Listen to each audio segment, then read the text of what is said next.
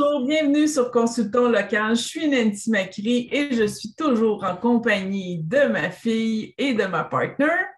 Audrey, bonjour tout le monde! Fait qu'aujourd'hui, on a une belle histoire de vie et qui va donner vraiment beaucoup d'espoir à plein de gens. J'aimerais vous présenter Patricia. Bonjour Patricia, ça va bien? Oui, bonjour Nancy, bonjour Audrey, merci de me recevoir chez vous virtuellement. On est très contente. On voulait savoir, pour comprendre le contexte, toi, quand tu étais enfant, Patricia, quel genre d'enfant tu étais? J'étais un enfant très sage jusqu'à ma sœur aînée. Là, je suis devenue un peu plus tannante parce qu'on est très proches, on est deux filles. On a 13 mois de différence, donc à peine un an. Donc, ça a l'air que j'étais très, très, très chaleureuse. À l'école, j'ai pleuré parce que je disais dans la maternelle que ma mère, il restait avec ma sœur à la maison. Donc, j'étais très chaleureuse.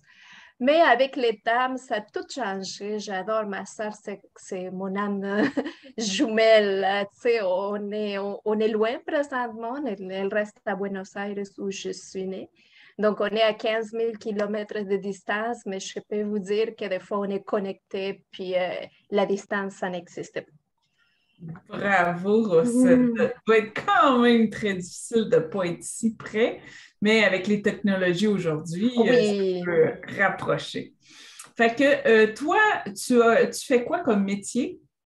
je suis chimiste au Québec. Je suis dans l'ordre des chimistes. Mon étude à la base, c'est la biochimie. Je suis née en Argentine. J'ai arrivé à Montréal en 2003. Puis précédemment, il fait presque une vingtaine d'années avec des petits-enfants qui sont des adultes aujourd'hui. Je travaille pour une compagnie pharmaceutique dans les laboratoires. Donc, c'est un travail de beaucoup de pression des fois parce qu'on a des deadlines serrés. Hmm. Puis, des fois, il y a beaucoup de stress parce que, justement, à cause de ces délais serrés, des fois, on est un peu stressé. Donc, j'habitue à dealer un peu avec le stress puis l'anxiété. Fait que tu as développé de l'anxiété et quand ça s'est arrivé, comment c'est arrivé? Comment tu as ressenti ça? C'était la première fois dans ma vie, c'était difficile à me rendre compte. J'ai eu une blessure dans les épaules, j'ai une capsulite puis une tendinite à cause du travail. Ce qui fait que j'étais 8 mois à la maison en suivant mes traitements de physio, ergothérapie, acupuncture, tout ce que tu voudras. Donc, j'ai eu beaucoup de temps pour être à la maison, pour guérir. C'est ça le temps que j'en avais besoin. Donc, j'adore faire de l'art. J'ai fait toute ma vie, mais il fait 3 ans que je fais de façon plus intensive. Je vais dire, je fais des tableaux, tout ce que vous voyez derrière, des tableaux, des foulards, des bijoux comme celui-là, euh, toutes sortes d'art, j'utilise pour m'exprimer, vraiment. Donc, pendant toute cette période-là d'être à la maison en guérison, j'ai, j'ai fait beaucoup, beaucoup, beaucoup dans mon art. Quand c'était le temps de retourner au travail, c'est là que tout le monde qui allait très bien, c'est devenu tout noir. Juste avant de rentrer au travail, je ne dormais pas la nuit.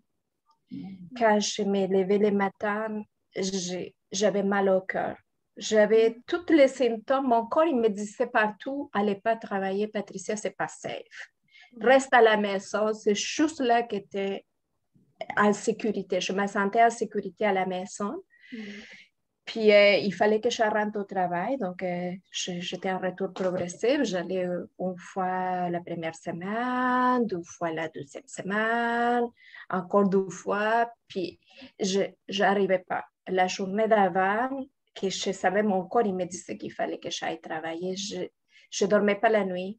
Quand je réussissais à dormir, je me réveillais, j'avais des mauvais rêves. Les matins, j'avais mal au cœur, j'avais mal au cœur, j'avais la diarrhée. Écoute, j'en avais de toutes les couleurs, tout, tout, tout, tout, tout. Quand j'étais au travail, mon bureau est en dehors du laboratoire, mais j'ai un câble magnétique ça m'a pris 12 semaines ou 3 presque rentrer au laboratoire. Je ne voulais pas, je n'étais pas capable de rentrer.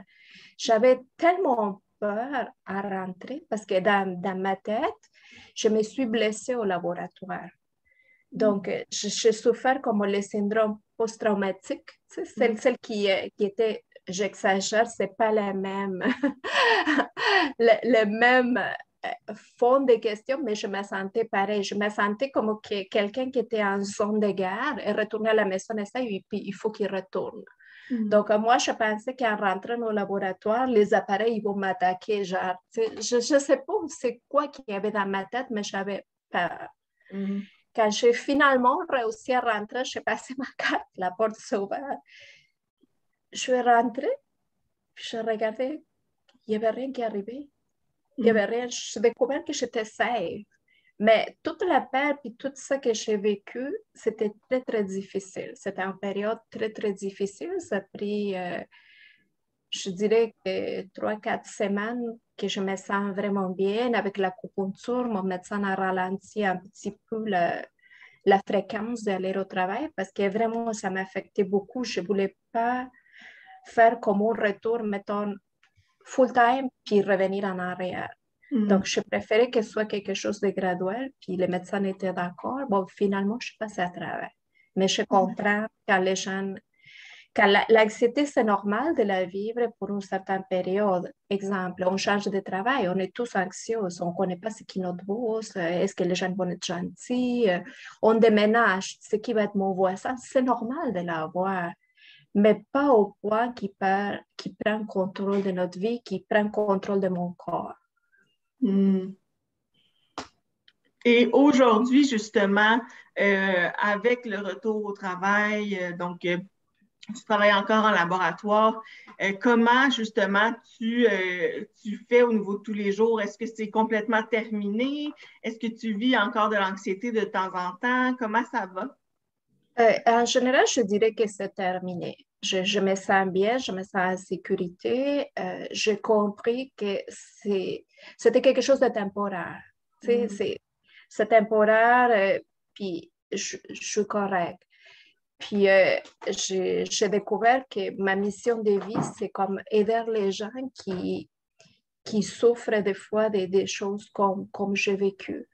En faisant l'art, je donne des cours d'art depuis 3 ans. Je fais des cours d'art chez Michael, à Livre-Vallée, à Laval. Je suis dans la Rive-Nord. J'ai une école à Rosemère que je vais normalement. J'ai des élèves à la maison. Puis très souvent, mes élèves, c'est des personnes qui ont des travails de beaucoup de pression et beaucoup de stress. Souvent des médecins, des infirmières, des gens qui travaillent dans le customer service, dans des postes qui ont beaucoup de stress. Donc, chaque fois que je fais un cours, j'apprends avec eux autres à vivre les moments présents, à essayer de ne pas être anxieuse parce que quand on souffre l'anxiété, c'est le futur qui vraiment nous préoccupe de telle façon qu'on n'est pas capable de profiter de notre quotidien. Donc, à travers l'art, j'enseigne principalement l'abstrait parce que je trouve que c'est la façon plus simple parce qu'il n'y a pas de comparaison. Quand on travaille dans le concret, c'est plus difficile parce que j'ai un visage que je vais reproduire si mes proportions sont pas bonnes. Mon visage finalement n'est pas bon. Les yeux sont croches, le nez est plus grand, la bouche est peut-être pas à la bonne place. Quand je travaille dans l'abstrait, il n'y a aucune comparaison. Chaque personne peut faire ce qu'elle veut, puis choisir ses couleurs. Je peux vous montrer des exemples si vous voulez. Oui, on en voit en tout cas super bien en arrière de toi aussi. Il y a plein. C'est ça, il y en a plein en arrière, mais tu peux nous en montrer certaines qu'il y en a plein qui vont être... Oui, par exemple, celui-là, c'est une technique qui s'appelle pouring. Je mélange la peinture avec un médium, puis elle va de façon libre. Je fais absolument rien, puis elle se place comme elle veut. Donc, moi, c'était rigolo parce que quand je l'ai fait, je voyais un tortue. Puis plusieurs personnes m'ont dit qu'ils voient une femme qui danse. Donc, c'est ça le fantastique de l'abstrait. Il n'y a pas de comparaison. Des fois, dans mes cours, je fais, par exemple, des collages. Les gens ils peuvent choisir leurs couleurs. Des fois, je donne un modèle qu'ils peuvent suivre. Par exemple, ici, c'est des vraies feuilles séchées. Des fois, je colle des fleurs que je sèche. Des fois, il y a toutes des choses en métal ou peu importe quelle sorte d'élément. Comme je dis, je suis une chimiste, donc j'ai toujours des trucs bizarres dans mes affaires. Des fois, je travaille avec des poils. Les gens, ils vont s'amuser souvent. Des séchoirs à cheveux. Oui. C'est des choses bizarres, plein de choses, des spatules. Des fois, tout ce que tu trouves dans les tiroirs, dans la cuisine, là, c'est des tiroirs qui sont toujours mélangés. Là c'est les meilleurs éléments pour travailler. On trouve de tout. Des fois, je fais des autres choses comme, par exemple, des coasters. C'est encore des techniques de pouring. Avec la résine, c'est sûr que vous voyez la brillance, c'est la résine époxy qui fait la finition. On travaille avec ça. Il y a des autres modèles, mettons, qui reflètent la mer. Il y a des petits tableaux, des fois qu'on peut faire comme ça, on colle des pierres. Juste des pierres des dollar store. Hein. C'est pas... Des fois, on n'a pas besoin de dépenser en fortune. C'est sûr que si on veut vendre des tableaux et tout ça, oui, bien sûr, on va utiliser des peintures de haute qualité, des finitions, des vernis, tout ce que tu veux. Mais pour travailler, des fois, on n'a pas besoin de tout. Des fois, j'utilise des encres à l'alcool, encore des techniques, toutes dans l'art fluide. Donc, il y a pas vraiment, comme je vous dis, des comparaisons. Là. Il n'y a vraiment pas de tout. Des fois, je fais des choses dans les complets, là, vraiment des tableaux. Attends, je vais me placer comme il faut. Oui. Merci. Il parle, on dirait qu'il parle. Oui, lui, je m'excuse, je vais la faire. Oui, lui est super beau. Mais je peux fournir les dessins, par exemple. Donc, parce que ça, c'est une question qui revient souvent. Les gens ils vont dire non, classe d'art, non, je ne sais pas dessiner. Mais ce n'est pas grave dessiner. Si on veut dessiner quelque chose, on trouve un modèle, on utilise les papiers carbone, on transfère nos dessins, les lignes, puis à partir de ça, on part. C'est pas, il ne faut pas se stresser. Les choses, moi, je trouve que les gens, ils peuvent exprimer qu'est-ce qu'ils ont dans leur intérieur, puis c'est ça ma façon de les aider. Je ne suis pas art thérapeute, ça il faut le clarifier. Un art thérapeute au Québec, c'est quelqu'un qui est un psychologue, qui a maîtrisé en art, puis qui fait un suivi du patient, qui fait un traitement. Moi, je fais aucun traitement. C'est juste à travers de l'art, j'aide les gens à s'exprimer, à trouver leur intuition, simplement. Puis, c'est une façon de faire qui est un peu différente. Il n'y a aucun traitement, je ne suis pas psychologue. C'est juste une façon de les aider à s'exprimer. C'est ça que je peux faire. J'adore, vraiment. En fait, un gros merci, Patricia, pour ton partage. Puis toutes les personnes qui veulent justement suivre un cours avec toi, qui veulent justement en savoir plus, toutes les informations sont ici dans la barre d'infos. Donc, n'hésitez pas. Puis merci pour ton partage parce que un retour au travail, souvent, on dit que c'est quand même facile, c'est juste pour se réhabituer au rythme, mais il y a aussi le rythme psychologique qu'on n'évalue pas quand nous-mêmes, en fait, qu'on n'évalue pas le changement. L'impact, oui. Il y a un impact au niveau de la santé, mais la santé mentale est toujours quelque chose qu'on néglige plus, parce que c'est plus facile de voir en blessure. Écoute, quand j'avais un problème d'épaule, OK, il y a une radiographie, il y a une échographie, ils ont vu ça, ils ont injecté la cortisone. OK, on sait que c'est ta capsule qui est shrinkée, c'est parfait. OK, on fait une deuxième échographie. OK, ça va mieux. OK, tu n'es pas encore rendu. On dirait qu'on a un suivi, on dirait que ça se voit, c'est quelque chose de tangible. La santé mentale, c'est plus flou. C'est plus difficile. Des fois, les gens ont peur d'aller se faire diagnostiquer. On a peur d'avoir une étiquette dans la tête. Mais il ne faut pas avoir peur. Je vous remercie énormément de cette opportunité-là. J'espère que je vais pouvoir aider les gens. Puis continuer, lâche pas. C'est très bon. Qu'est-ce que vous faites dans vos groupes?